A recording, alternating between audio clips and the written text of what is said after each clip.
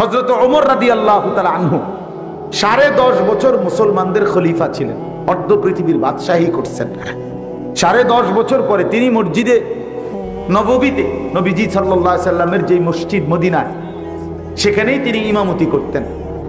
10.5 বছর পরে একদিন ফজরের নামাজের ওয়াক্তে ইমামতি অবস্থায় প্রথম রাকাতে একজন কাফের অগ্নিপূজক ছদ্মবেশে চাদর দিয়ে শরীর ঢাইকা, ফজরের নামাজ কিছুটা অন্ধকার থাকে, এই জন্য ওই লোকটা প্রথম কাতারে দাঁড়ানো অবস্থায় ছদ্মবেশে কোমরে ছুরি নিয়ে আসছিল।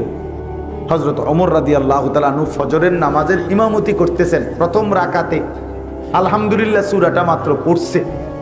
এই সময়ে এই বেঈমান কোমর থেকে ছুরি বাহির করে ওমর রাদিয়াল্লাহু তাআলা আনহুকে 7 থেকে 8টা ছুরির ঘাই দিছে কোমরে।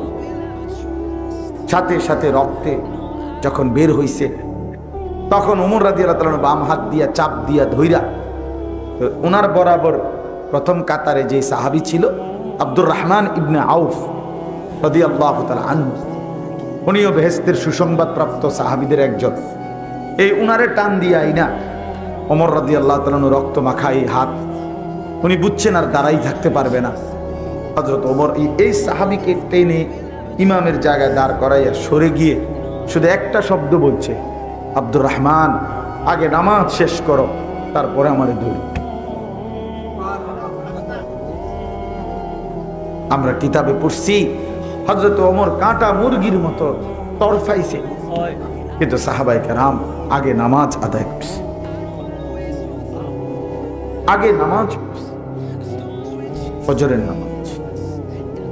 তুমি যুবক যদি নামাজই না পড়ো, তুমি ঈমান বাঁচাইবা কেমনে?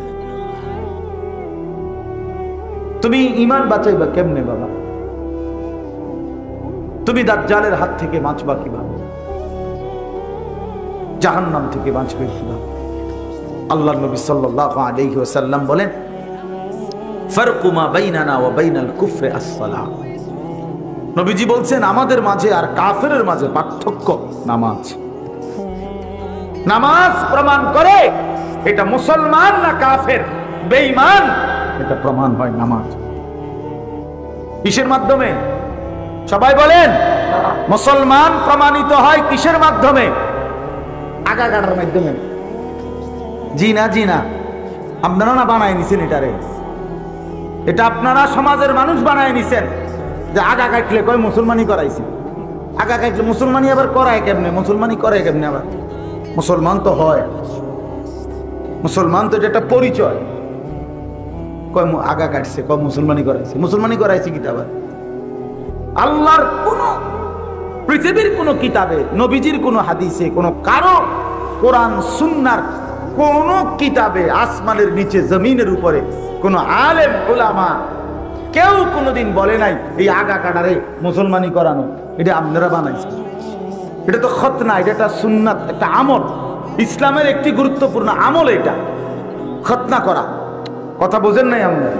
কিন্তু এ কি মুসলমান না অমুসলমান, এটা আগা কাটা দিয়া প্রমাণ না, এটা সেজদা দিয়া, সেজদা সেজদা সেজদা। এটা তুই মুসলমান না বেঈমান, এটা চিনা যায় সেজদা দিয়ে, কপালের সেজদা দিয়ে। এটা চিনে নাও বাবা, বুঝে নাও।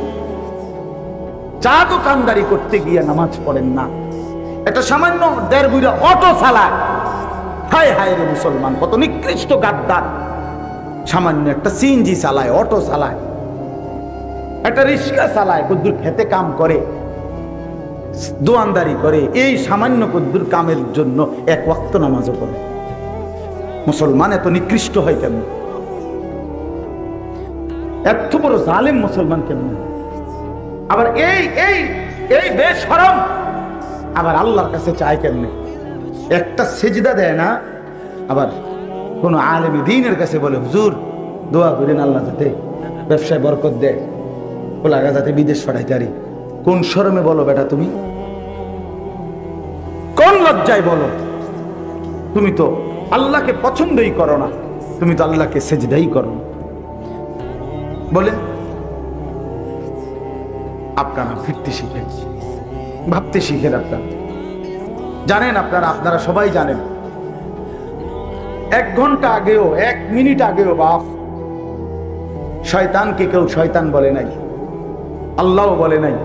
এর আগে তো তার পরিচয় ছিল সে ফেরেশতাদের শিক্ষক ছিল, কিন্তু যখন সে সেজদা করে নাই, একটা কি করে নাই, এই যেদিন থেকে, যেই মিনিট থেকে সেজদা করে নাই, কসম আল্লাহর, এরপর থেকেই তার পরিচয়